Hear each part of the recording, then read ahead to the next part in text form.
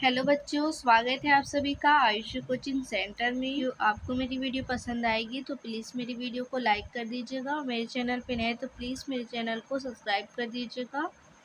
तो हम question number पहला देखेंगे। क्या लिखा हुआ है आप देखेंगे। निम्नलिखित व्यंजकों में कौन कौन एक चर में बहुपद है और कौन कौन नहीं है। कारण के साथ अपने उत्तर दीजिए। ओके, तो हम इसमें सबसे पहला नंबर क्वेश्चन देखेंगे। हम देखेंगे सबसे पहला नंबर क्वेश्चन क्या लिखा हुआ है, हम देख लेते हैं।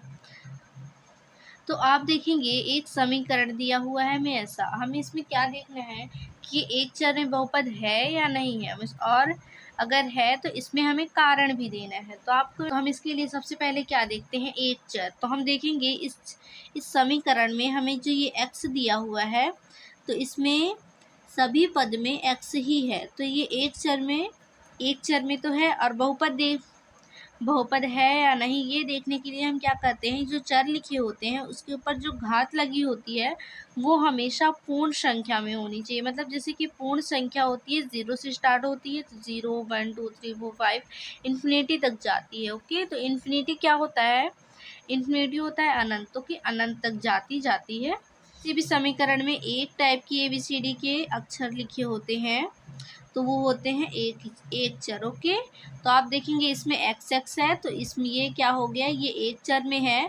और ये देखेंगे कि हम x के ऊपर ये 2 घात है, तो ये क्या हो गया, ये पूर्ण संख्या तो होती है 2, और ये x के ऊपर घात कुछ भी नहीं लिखा है तो हम मान लेंगे 1 लिखा है। ओके, तो इसके ऊपर 1 है तो ये 1 भी क्या होता है, पूर्ण संख्या होती है। ओके, तो हमने देखा कि ये जो समीकरण है ये क्या है, एक चर में भी है और ये बहुपद भी है। तो हम क्या लिख देंगे,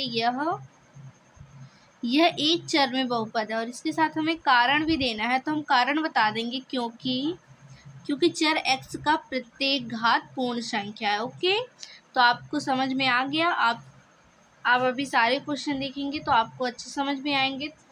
तो हम दूसरा नंबर क्वेश्चन देख लेते हैं। दूसरा नंबर क्वेश्चन देखेंगे क्या लिखा हुआ है, y² प्लस रूट में 2। तो हमें इसमें देखना क्या होता है, हमें सबसे पहले देखना होता है ये एक चर में है या नहीं, और फिर हमें देखना होता है कि ये बहुपद है या नहीं। तो एक चर में कैसे, मतलब देखिए इस वाले समीकरण में आपको सिर्फ और सिर्फ y दिख रहा है, तो y बस है, तो ये एक चर में है। और बहुपद देखने के लिए हमें क्या करना होता है, हमें देखना होता है ये जो चर होते हैं, चर जो होते हैं उसके ऊपर जो घात लगी है वो पूर्ण संख्या में होनी चाहिए। तो ये जो घात है वो 2 है, तो हम देख लिए ये बहुपद, ये पूर्ण संख्या है, तो हम बता देंगे कि यह एक बहुपद है। ठीक है, हम पहले लिख देते हैं यह एक चर में बहुपद है। और क्यों है, क्योंकि चर y का प्रत्येक घात पूर्ण संख्या में है। ओके, फिर हम तीसरा नंबर क्वेश्चन देखेंगे। तो क्या लिखा हुआ है, 3√t प्लस t√2 ऐसा लिखा हुआ है। तो आप देख लेंगे, हम इसमें क्या देखेंगे, सबसे पहले देखेंगे कि एक चर में है या नहीं है। तो ये भी t में है, ये भी t में है, एक चर में है।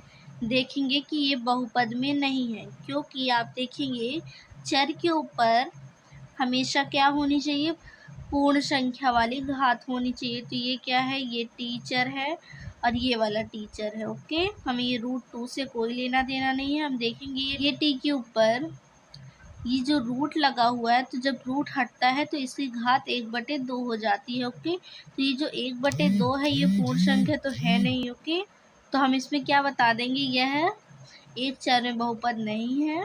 यह एक चर में बहुपद नहीं है क्योंकि जो चर है t उसका प्रत्येक घात पूर्ण संख्या में नहीं है। ओके, तो हम इसके बाद चौथा नंबर क्वेश्चन देखेंगे। तो क्या लिखा हुआ है, y + 2/y। ओके, ऐसा लिखा हुआ है। तो हम देखेंगे, पहले तो हम इसको सॉल्व कर लेते हैं थोड़ा सा। तो देखेंगे y + 2/y लिखा हुआ है, तो हम देख लेंगे जब ये y ऊपर जाएगा, तो जैसे ये 2 है और ये y जब ऊपर जाएगा तो ये क्या हो जाएगा, -1, इसके ऊपर -1 की घात लग जाएगी। तो आप देखेंगे कि ये जो समीकरण बनाए हैं हम लोग सॉल्व करके, तो इसमें एक चर में तो है, पर ये जो बहुपद की घात है, आप जानते हैं बहुपद की घात क्या होनी चाहिए, पूर्ण संख्या होनी चाहिए। तो पूर्ण संख्या में माइनस की संख्याएं तो आती नहीं है। तो ये देखेंगे आप y के ऊपर तो -1 है, तो ये क्या है, यह एक चर में बहुपद नहीं है। ओके, यह एक चर में बहुपद नहीं है, क्योंकि हम बता देंगे क्योंकि चर y का प्रत्येक घात पूर्ण संख्या नहीं है। ओके, फिर हम देख लेंगे अब 5वां नंबर का। तो 5वां नंबर आप देखेंगे क्या लिखा हुआ है, x की घात 10, y की घात 3 प्लस t की घात 5। तो हम देखेंगे, आपको पता ही है, पहले क्या देखते हैं ये कि ये एक चर में है या नहीं है, और ये बहुपद में।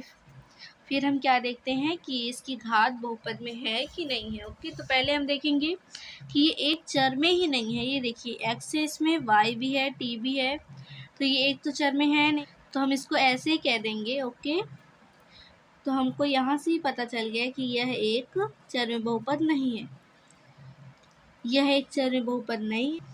हम इसमें क्योंकि नहीं बताएंगे, हम इसमें डायरेक्ट कह देते हैं ये एक चर में बहुपद नहीं है। ओके, तो मेरी वीडियो पसंद आई तो प्लीज़ अपने दोस्तों तक ज़रूर शेयर कीजिएगा, और अगर आपने मेरे चैप्टर 1 का वीडियो नहीं देखा है तो प्लीज़ मेरे चैनल पे जाके देख लीजिए।